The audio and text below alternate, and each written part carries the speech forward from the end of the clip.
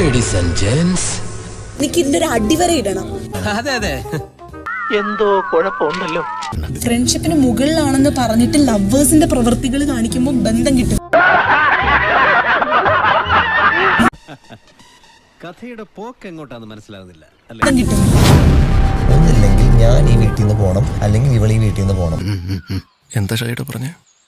ഒന്നും മനസ്സിലായില്ല, പക്ഷെ കാണിക്കണ്ട. അല്ലെങ്കിൽ ഞാൻ ഈ വീട്ടിൽ നിന്ന് പോകണം, അല്ലെങ്കിൽ ഇവൾ ഈ വീട്ടിൽ നിന്ന് പോകണം. എങ്ങനെയുണ്ട് എന്റെ ബുദ്ധി? കൊണ്ടുപോയി ഉപ്പിലിട്ട് പോയി. അങ്ങനെയാണെങ്കിൽ ഇതിലൊരു ക്ലാരിറ്റി വരും.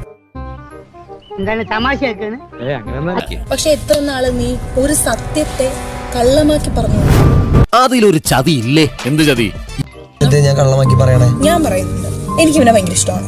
കഴിക്കാനോ എനിക്ക് പറ്റില്ല. കയ്യട് അപ്പൊ ടിക്കറ്റ് എടുക്കാതെ സിനിമ കാണാനുള്ള പരിപാടിയാണല്ലേ? മനസ്സിലായി. ഇതിലുള്ള ഉത്തരം എനിക്ക് കിട്ടി, ജാസ്മിന് കിട്ടി.